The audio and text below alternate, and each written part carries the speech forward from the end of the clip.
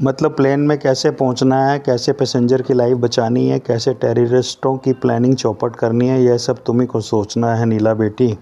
ओह, मेरे दिमाग में साएँ होने लगी। रियली मैंने पिछले 15 मिनटों में जो जी जान से कोशिश की, कई सरकारी महकमों में फ़ोन लगाए तुम्हारे लिए, चीफ कह रहे थे आगे, मगर सारी यंग लेडी तुम्हारी ये चीफ तुम्हारे विमान में पहुंचने का कोई इंतज़ाम ना कर सका। तभी घोषणा पुणे गूंजने लगी। इसी दौरान मुझे वेटिंग लाउंज में हड़बड़ाते हुए नवदंपति घुसते नजर आए। जाहिर था वही विलियम एवं शलाका थे। मैं, ये तो प्रिंस विलियम है या मेरा वहम है? मैंने युवक पर नज़र पड़ते ही मेरी आंखें चिमकी। खुदा हाफिज़ सर, मेरी निगाहें उन्हीं का अनुसरण करती फिर मुड़ी। मैं कोशिश करती हूँ सर। फ़ोन रखती मैं चीफ से बोली, उम्मीद की किरण अभी बाकी है। फिर मेरी निगाहें विलियम और शलाका का अनुसरण करने लगी।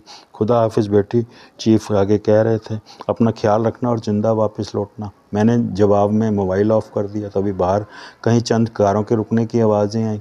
इसी दौरान यह घोषणा गूंजी जिसका अनुवाद था, आपको जानकर खुशी होगी, बोइंग 797 में व्याप्त तकनीकी खराबी को ठीक कर दिया गया। हम अगले 10 मिनटों में टेक ऑफ कर रहे हैं।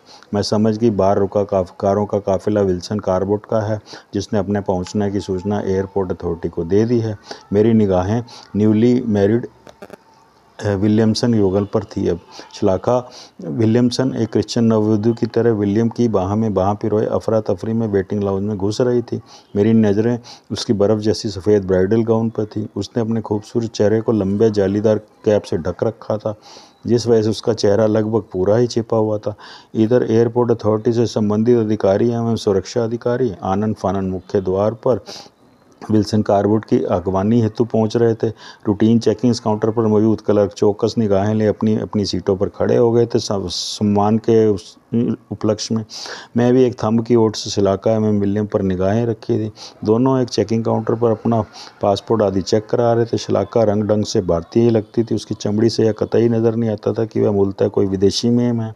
एक पोर्टर उनका लगेज एक ट्रॉली में धकेलता चेकिंग काउंटर पर पहुंचा। संबंधित अधिकारी उनका लगेज अल्ट्रा स्कैनिंग मशीनों द्वारा चेक करने लगे। मैंने देखा इस दौरान वह दोनों काउंटर पर पहुंचे और अपनी एयर टिकट्स आदि से संबंधित दस्तावेज चेक कराने लगे। फिर दोनों मेटल डिटेक्टर प्रणाली से अपनी चेकिंग करवाने लगे। फिर मुझे विलियम रिवॉल्वर निकालता और उसका लाइसेंस चेक कराता नजर आया।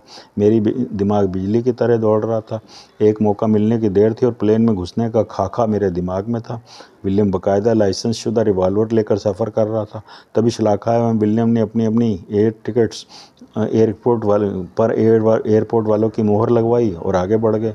आगे आखिरी काउंटर था। मैं समझ गई वहाँ इन्हें बोर्डिंग टिकट मिलेगा और शायद यही मेरे काम आएगा। अगले 5 मिनटों में उन्हें उनके नाम से अलग अलग बोर्डिंग टिकट थमा दिया गया। अब विमान में ना तो पासपोर्ट दिखाने की ज़रूरत थी और ना ही टिकट। बोर्डिंग टिकट सबसे सॉलिड प्रमाण होता है कि यात्री मुकम्मल चेकिंग व औपचारिकता पूरी करता है विमान में पहुंचता है।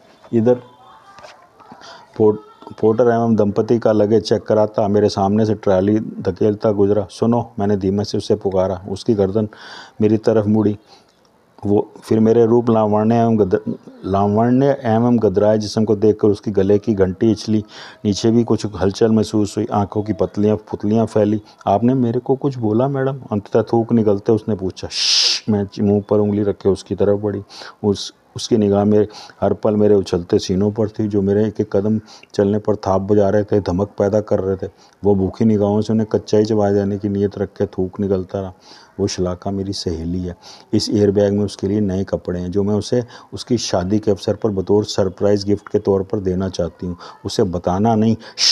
मैंने फिर मुंह पर उंगली रखी और अपने कंधे पर झूलता एयरबैग ट्रॉली पर पटक दिया, जो मैना बलसावर ने दिया था।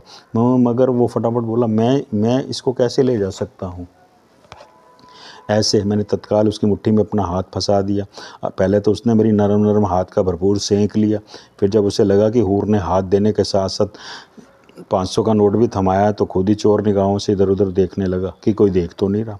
रख लो, बीवी के लिए ब्रेजियर और रखेल के लिए कंडोम खरीद लेना। जी वो हड़बड़ाया, उछला। मैंने अदा से आंख मारी और खड़े खड़े ही निहाल हो गया। कोई घंटी पतलून से बजती महसूस हुई।